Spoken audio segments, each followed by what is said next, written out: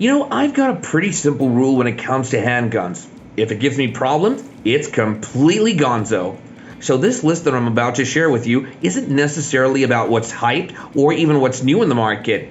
It's just about those guns that have never let me down. No feed issues, no weird resets, no surprises. Just guns that do what they're supposed to do every single time. Some of the guns here are full-sized, some are tiny, and one of them's even a revolver. But all of them, I kid you not, are reliable as hell. Now, I'm not saying these are the only good guns out there. No, not actually. But if I had to put my life on the line, I wouldn't doubt any single one of these. And so, let's drop that list right now.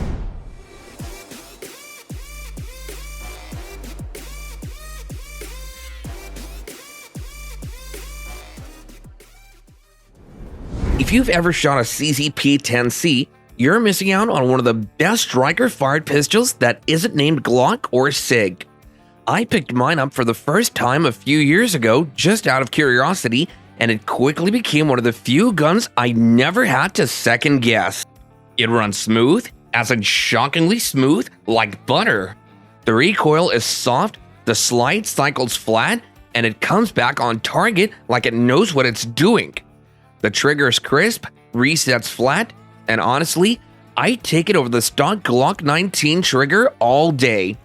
I've put garbage ammo through it, carried it on long range days, even shot it in the rain. It just keeps going. Never jammed on me once. And one of my buddies actually switched from Glock to this as his carry gun. That guy shoots a ton, and I trust his feedback more than most people in gun shops. Is it perfect? No, not really. The aftermarket's not as big, and the mags can be pricey, but performance-wise, it earns a spot on the list. Every single time I shoot it, I'll leave impressed. CZ got it right with this one. The Glock 43 gets called outdated by a lot of people now, but I'll be honest, I still trust this little thing right here more than half the new micros out there. It's dead simple. Single stack, no frills, nothing fancy. But that's the point. The fewer moving parts, the less that can go wrong. And for a deep carry gun, I'll take boring reliability over flashy features every single time. I've carried this thing when I needed something small and forgettable. Hot weather, quick errands, that kind of stuff. And every time I've trained with it, it just runs. Does it shoot like a P365 or a Hellcat Pro? Nope. It's actually snappier. You've got fewer rounds, sure, but the 43 has a weird kind of trust factor. I know exactly how it shoots, how it carries, and how it behaves. Even after all these years, it still holds its ground because it was built to be simple and solid from the start. If you just need something that works, disappears inside the waistband, and doesn't argue with you, the G43 still earns its place on this list. This one might surprise a few folks, but the Beretta 92FS absolutely belongs on a list like this. Yes, it's big, yes, the safety's in a weird spot, and sure, some folks think it's a relic, but when you've got tens of thousands of these still running strong in military arms rooms, police departments, home safes, that tells you something. I've run dusty ones, dry ones, old ones, and I still haven't seen one choke. It's soft shooting, accurate, and cycles like it was made in a lab. You pick one up, and it just feels like it's been through something. It's not tactical in the modular sense, it's not optics ready or modular, but it's built so heavy and it takes a serious beating without flinching. Funny thing is, the next gun on this list is basically the opposite. Light, modern, and flashy, but I will admit, that one impressed me too. So stick around. Right after something old school like the Beretta, here comes the exact opposite, the Canic SFX Rival. I'm gonna be straight with you. When I first shot this, I didn't expect much. Turkish gun, flashy looks, and honestly, the price almost made me not take it seriously. But honestly, don't take it personal. I've always been a fan of Masada, but man, Canic proved me wrong. The trigger is insane, like better than most pistols double its price. Short take-up, clean break, crisp reset. It's like a competition-grade pistol, which isn't best for regular carry, mind you, And more importantly for this list, it just runs. I put a few hundred rounds through mine, never cleaned it, didn't lube it properly, but still ran clean. Canic won back-to-back championships in USPSA production optics with this thing, and those guys don't baby their gear. I've seen people shoot thousands of rounds through theirs without replacing a single part, and that has to mean something, right? I also know that it's big, which definitely not makes it fit to be a carry piece, but if you want a full-size pistol that feels premium and performs even better, don't sleep on the Canic Rival. Even if it looks like it came out of a video game, it earns a real spot on this list. Plenty of you in the comments last time called it rock solid, said it ran clean, held up daily, and experienced no problems at all, and I believe that. The Shield Plus might be one of the easiest guns to trust right now, especially if you're carrying every day. Honestly, it's my everyday go-to carry. I trust it blindly. I don't know if I have any blood connection with S&W, but this is no promotional video. Anyway, it doesn't try to be a trendsetter. It just fixes the right things from the older M&P Shield. More rounds, better trigger, and it actually feels good in the hand now. I've shot this gun more than I expected to. It's light, shoots flat for its size, and I've never had a malfunction in any of my sessions with it. I know a few guys who switched to this from their P365 or G43X, and they didn't regret it. The grip texture is perfect for carry, not too rough, not too slick. And S&W finally got the trigger where it should have been years ago. It's one of those guns that doesn't show off, but you start to notice how easy it is to run well. You're not going to see this one hyped much on social media, but that's just fine. People who carry it already know that it just works. I wanted at least one revolver on this list, and if I had to bet on one never giving up on me, it's the Ruger GP100. This thing is a chunk of steel and confidence. 357 Magnum, full frame, and built like a crowbar with a trigger. I've seen people shoot these things for decades, thousands of rounds, and barely a mark on the internals. No springs flying out, no slide to jam, no magazine to worry about. Just 6 solid shots and a trigger that feels like a smooth double-action rifle. It's not light, it's not small, and it doesn't care. This is the gun you take when you want zero questions asked about reliability. I keep one loaded in my nightstand because if anything ever goes bump in the night, this is the one I know will go bang. And for what it's worth, I've had more people tell me they inherited a GP100 than almost any revolver. That's the kind of track record you can't fake. Now if you're thinking, yeah, but I need something smaller with more rounds, then don't worry, the next one's got you all covered. If there's one modern gun that impressed the hell out of me on the reliability front, it's the P365X Macro. I wasn't an early fan of the original P365 as it had issues and I didn't fully trust it. But this one, it's just on another level. I've run this thing in classes, dropped it in gravel, put it through weather, dry fired it into the ground, and it just doesn't care. 17 plus 1 rounds in a package that still carries like a compact, that's hard to beat.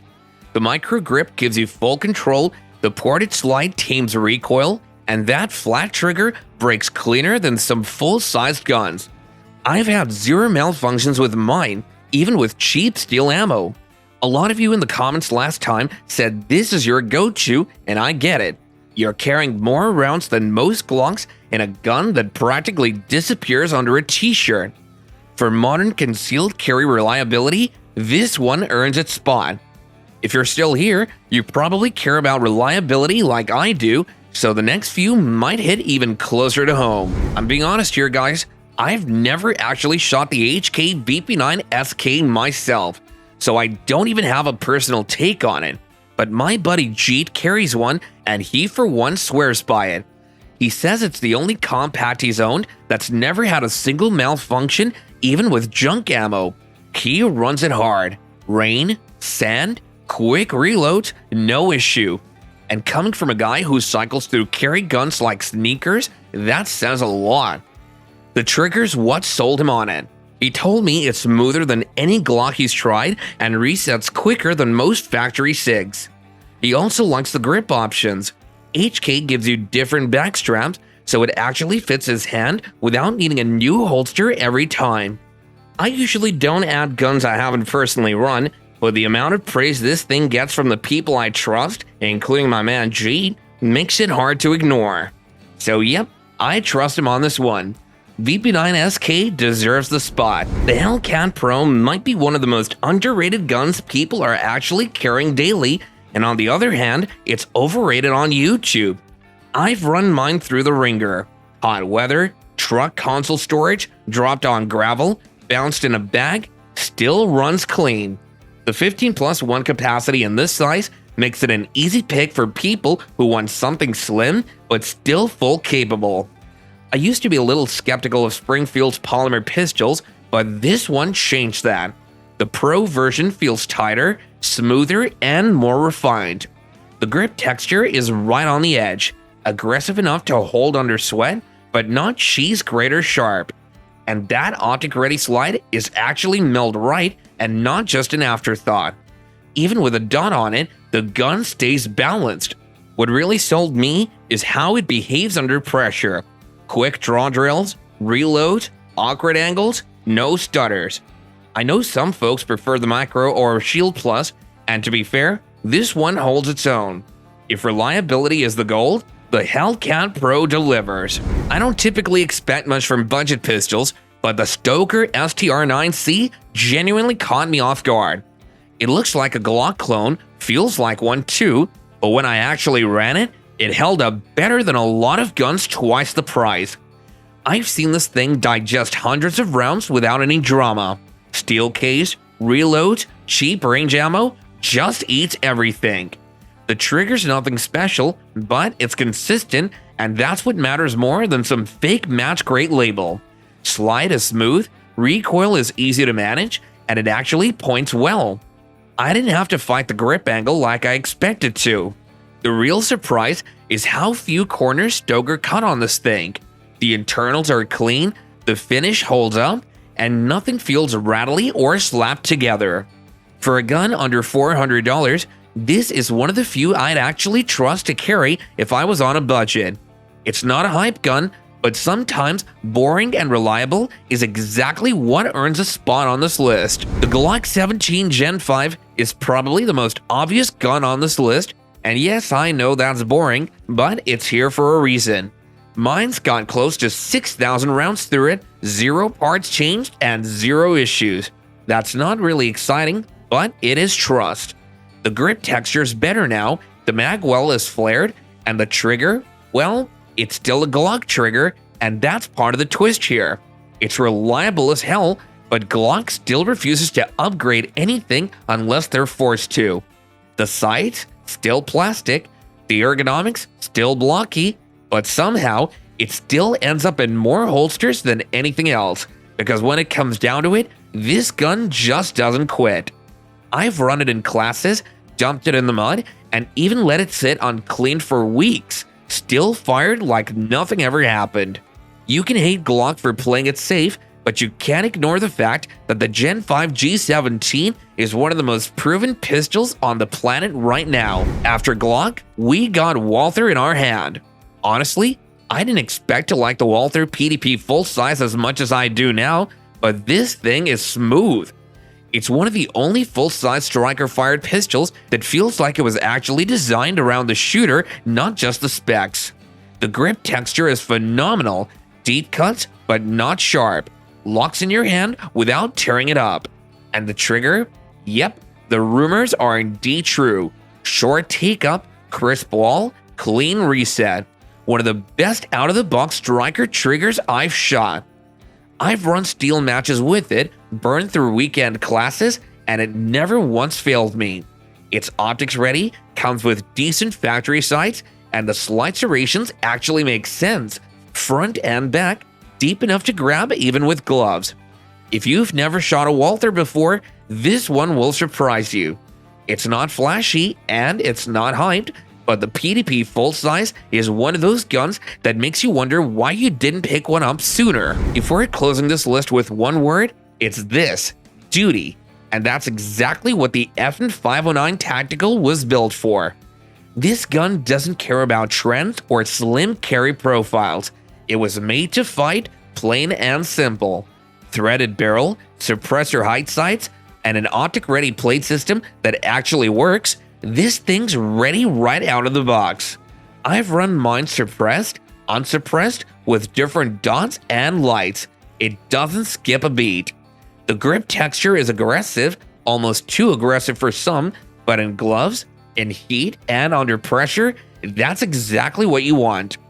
FN built this gun like they expected it to get dropped, dragged, and still keep going, and that's exactly what it does.